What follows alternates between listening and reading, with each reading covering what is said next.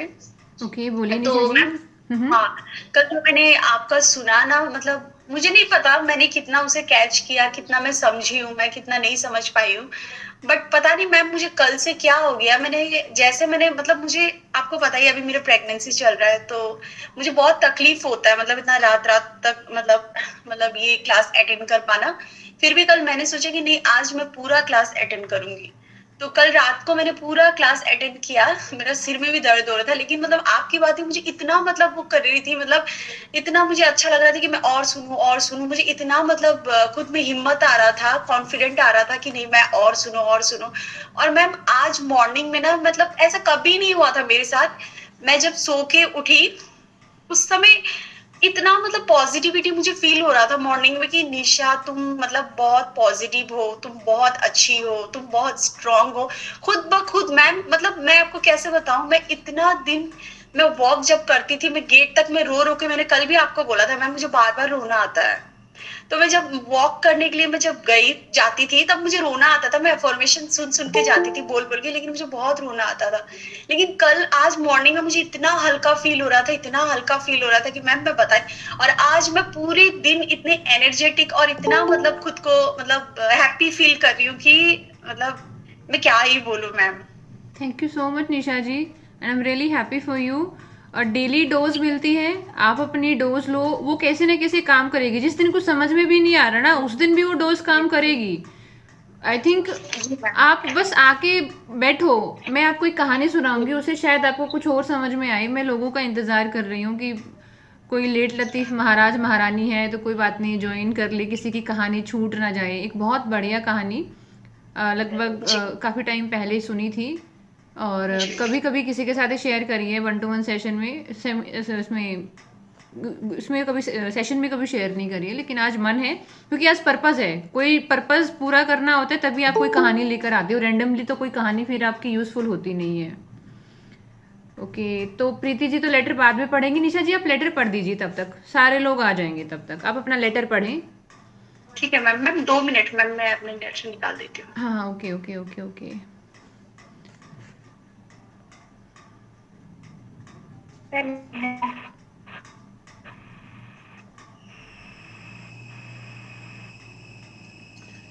दीदी मैं कुछ बोलना चाहता हूँ।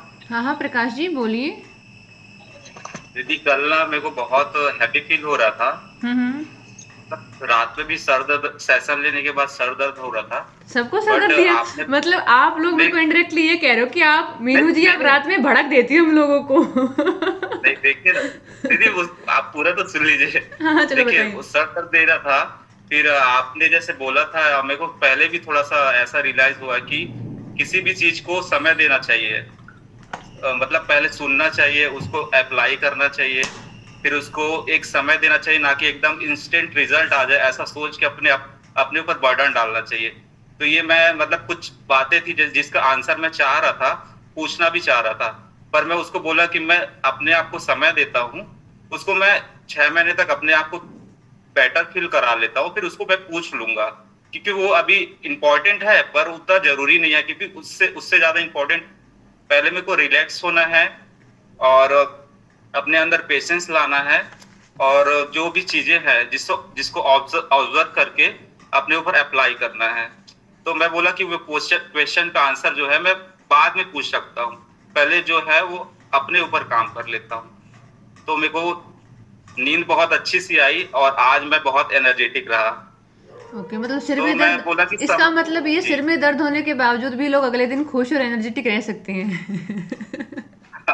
मतलब चीजों को छोड़ने के बाद फ्री लगता है, ये ओके बोलना चाह रहा था।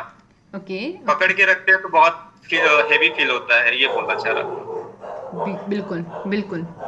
Thank you Prakash ji. Nisha ji letter ready हुआ आपका? जी मैम। चलिए शुरू करें आप अपना लेटर। मेरी प्यारी निशा, मैं तुम्हें देख रही हूँ, सिर्फ आज की तुम्हें नहीं, बल्कि उस छोटी सी बच्ची को भी, जिसे हर बार गलत कहा जाता था, जो हर बार खुद जो हर बार खुद को बदलने की कोशिश करती थी, सिर्फ इसलिए कि कोई उसे प्यार करे, समझे। निशा, तुम्हें पता है, तुम्हारी सबसे बड़ी तकलीफ ये नहीं थी कि लोगों ने तुम्हें जज किया, बल्कि ये थी कि धीरे धीरे तुमने उनकी बातों को सच मान लिया। जब उन्होंने कहा तुम सही नहीं हो, तुमने खुद से कहना शुरू कर दिया, शायद मैं सच में ठीक नहीं हूँ। जब उन्होंने तुम्हें किया, तुमने खुद को कम समझना शुरू कर दिया।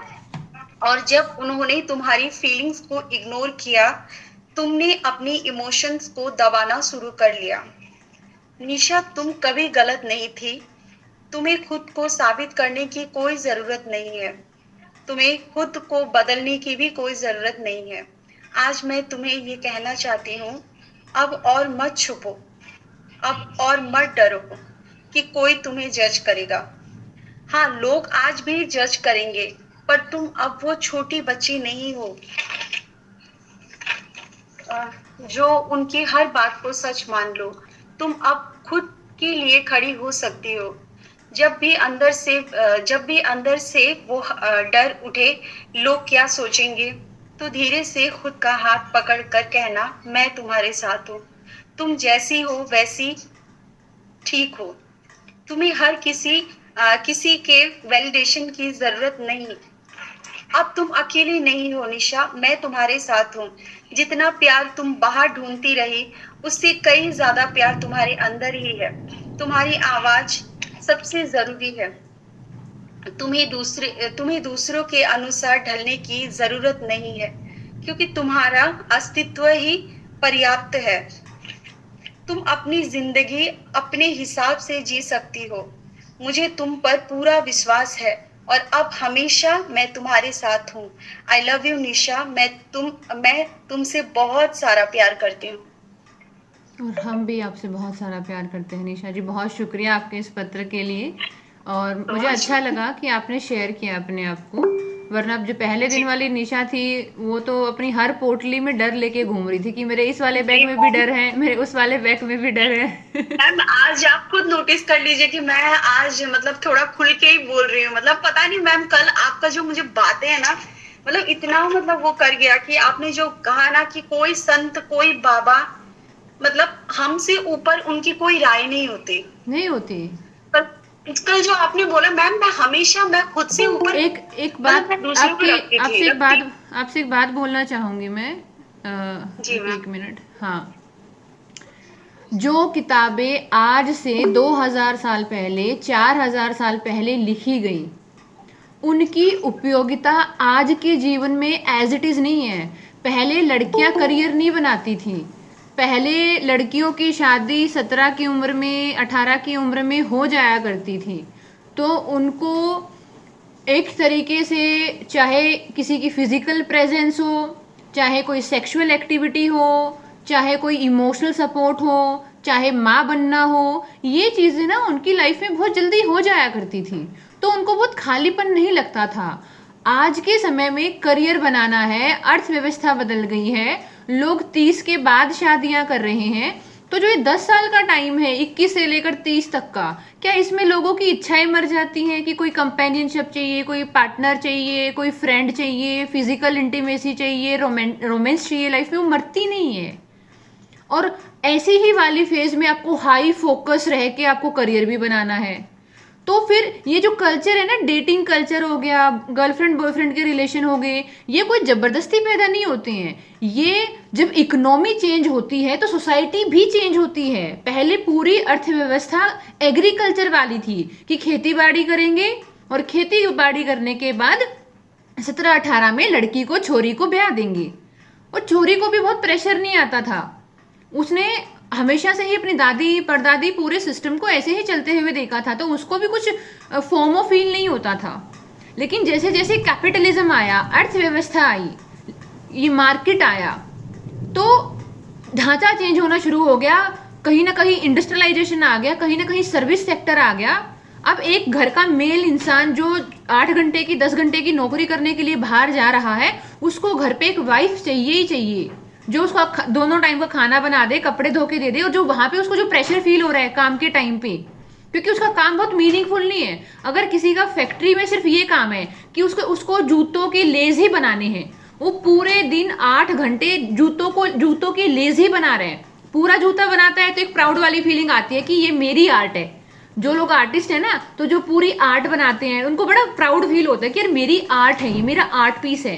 एक सेंस ऑफ फुलफिलमेंट आती है। लेकिन अगर सिर्फ आपका ये काम है कि आपको एक मेज के 4 पैर नट पेचकस से जोड़ने हैं, आपका 24 घंटे का ये काम है, या सिर्फ एक एक्सेल फाइल बनानी है, कोई डिसीजन मेकिंग नहीं है, इंसान को मीनिंगफुल नहीं लगता है। एक पॉइंट के बाद वो इरिटेट होता है वहां से।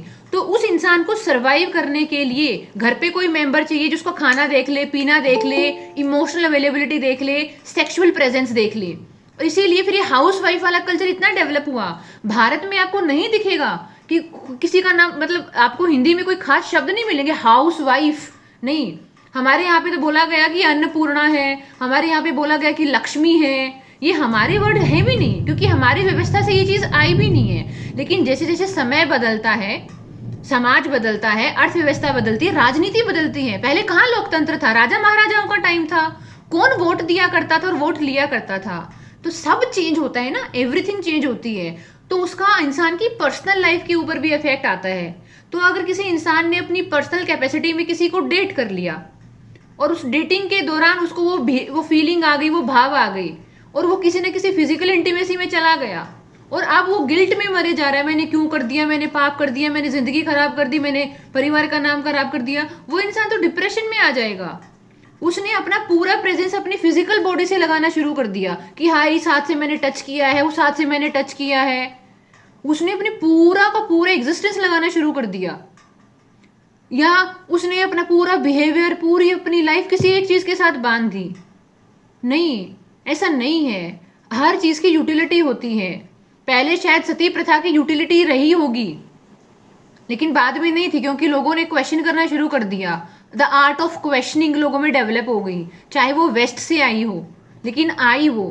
तो इसीलिए ना, जब तक आप किसी चीज की उपयोगिता नहीं देख पा रहे अपनी लाइफ में, मैं एक कट्टा भर के, बोरी भर के नॉलेज का क्या करूंगी जब वो मेरे को 1% भी यूज में नहीं आ रही। I am letting you know a story. जिसको सेशन में आना होगा वो आ गया होगा। अभी तक स्टोरी बताती हूँ मैं आपको।